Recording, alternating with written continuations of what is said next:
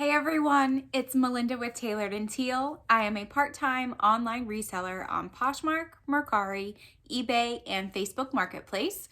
And in today's video, we're going to go over what sold on those platforms from December 16th through December 31st of 2021. And make sure you stay tuned until the end because I will be giving you my total reselling profits for the year 2021. Stay tuned.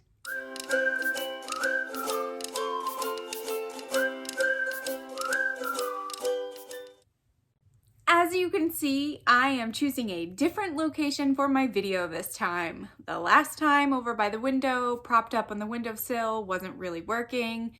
My reselling space is very different. It's over our garage. The roof is kind of high and very echoey. I don't have enough stuff in here to really absorb that sound. So yesterday I did a sound check in like all of the corners of the room to see where it would be best, and the closet is it.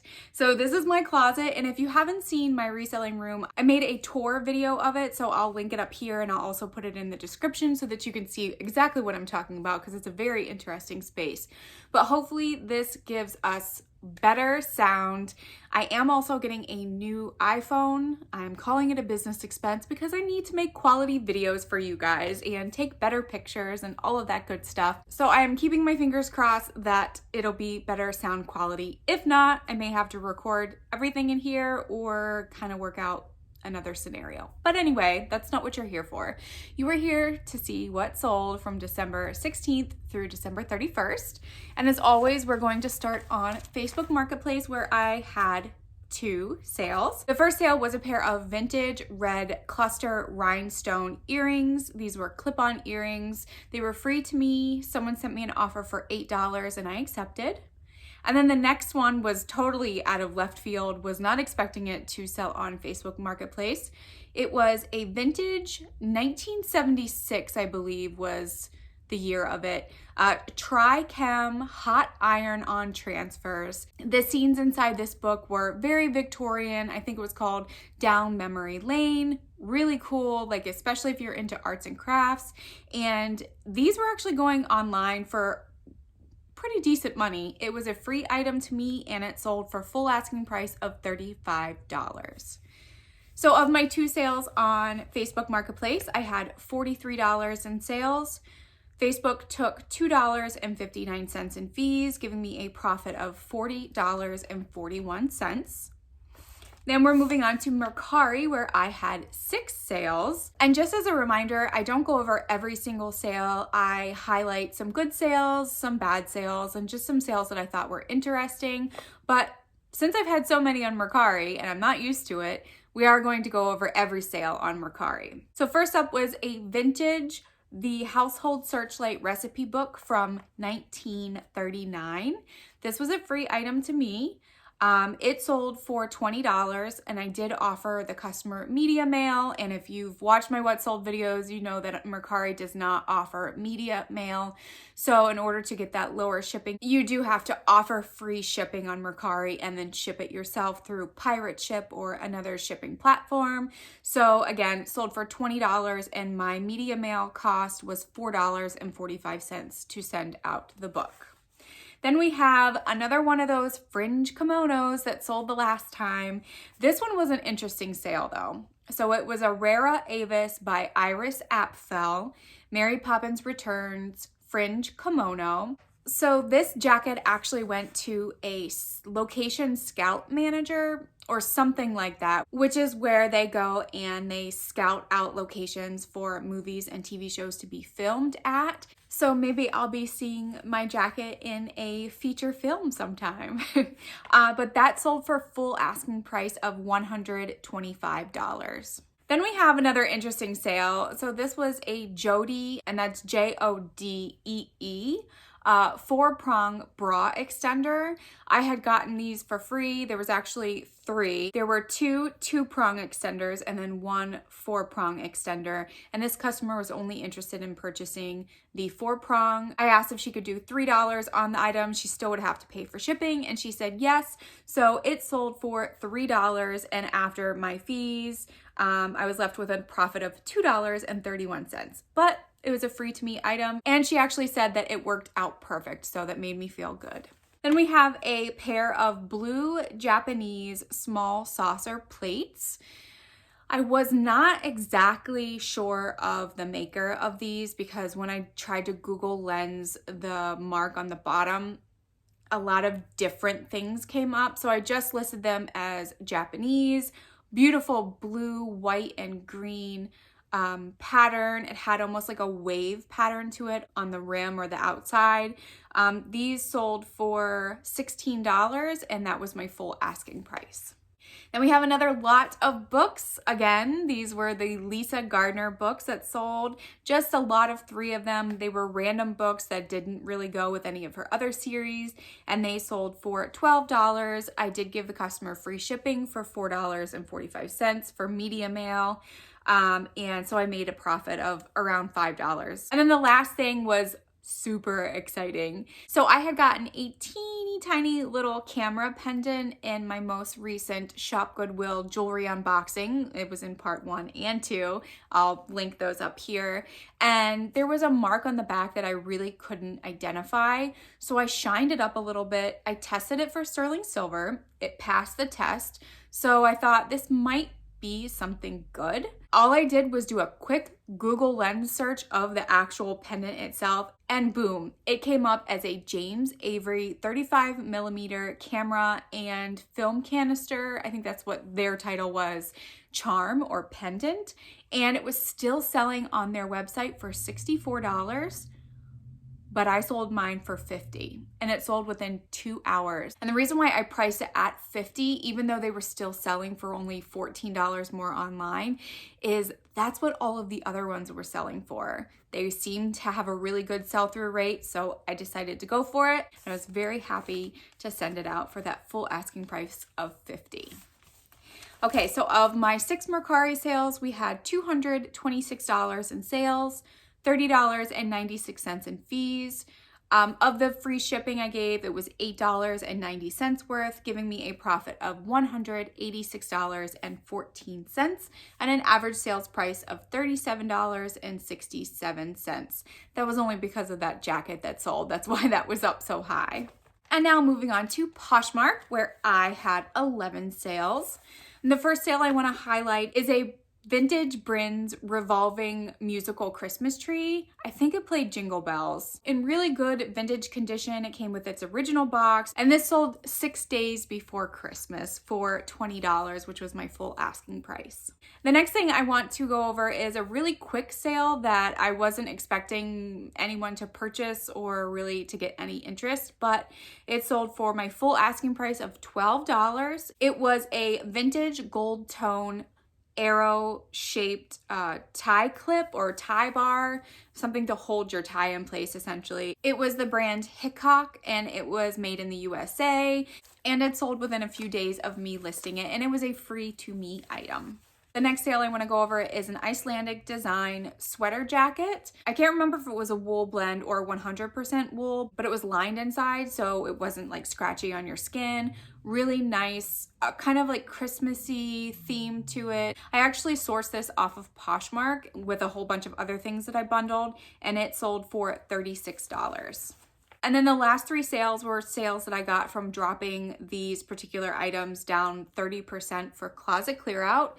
If you're not familiar with closet clear out, Poshmark does it. It seems like every other day now. But if you drop your price 10% or more, Poshmark will notify the liker that the price is dropped, and they will also give them a $1.50 discount. So the customer only will pay $4.99 shipping.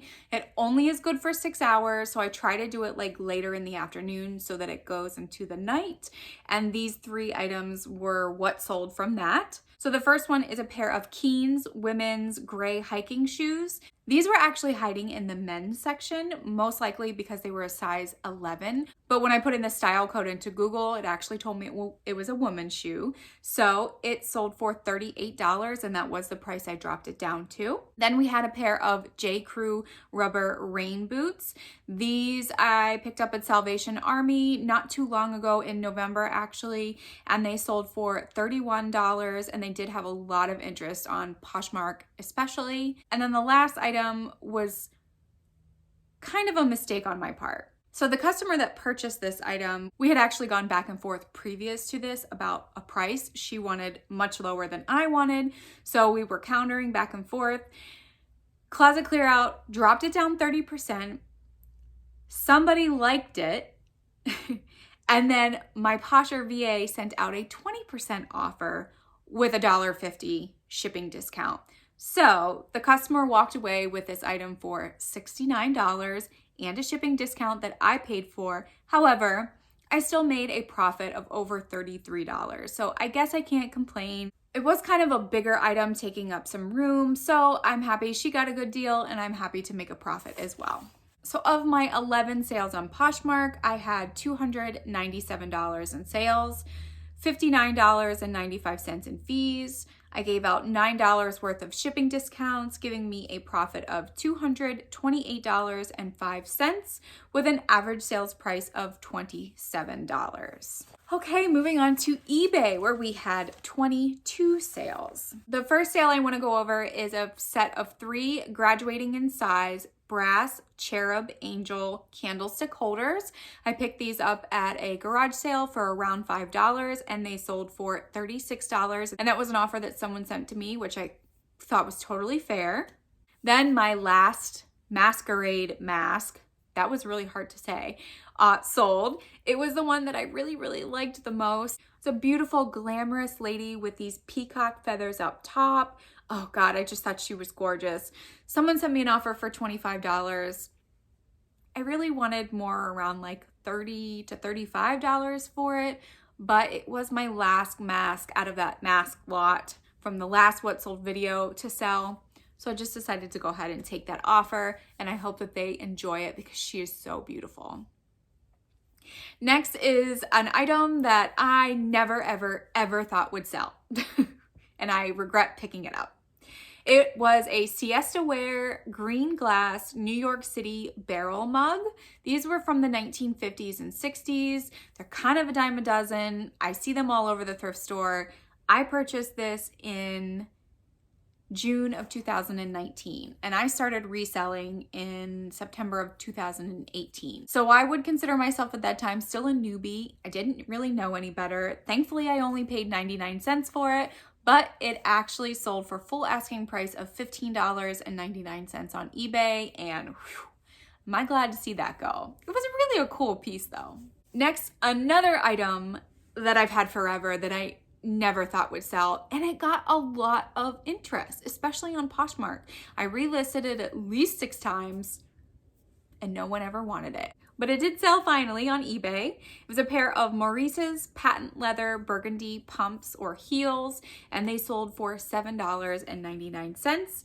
And my net profit was around $5 for those, but still in the green. Next is a Faded Glory blue thermal long sleeve shirt. This was a men's shirt. I got this out of a ThredUp men's rescue box.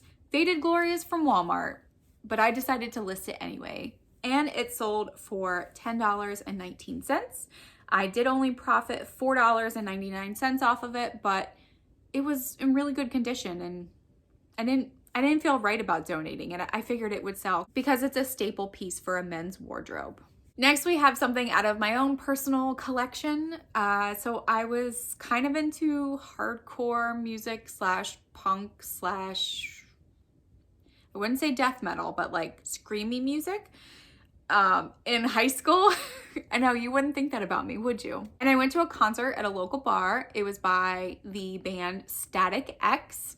And I actually got a guitar pick thrown at me. I caught it and I kept it for years and years and years. Now I have no use for it. So I originally put it on auction for 99 cents. It had several watchers, but nobody bid. And then I relisted it and it sold for $7.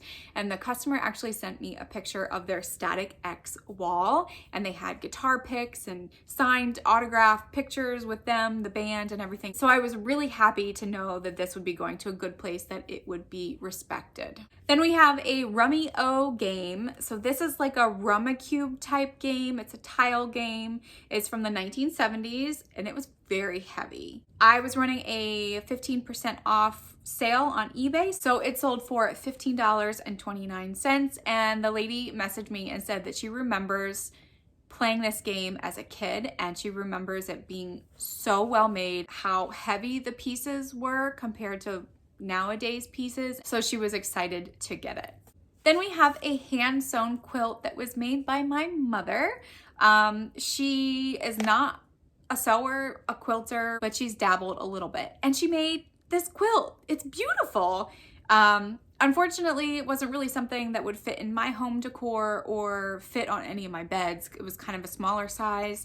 So I listed it for $50 on all platforms. I had a lot of interest on Mercari actually, and it ended up selling for $35, and that was an offer that someone sent to me. It had been listed for quite a few weeks, so I was ready to hand it off to a new home.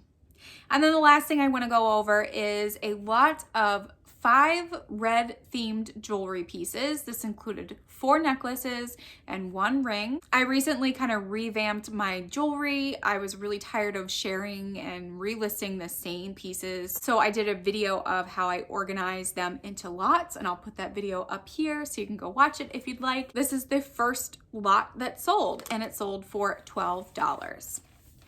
So of my 22 eBay sales, I had $390.84. I made $32.59 off of shipping, because what the customer pays versus what I pay in eBay is actually less. So $32.59 in profit. My fees were $107.12, giving me a profit of $316.31 and an average sales price of $17.77. And now for my total numbers for December 16th through the 31st. We'll go over my total numbers in a minute.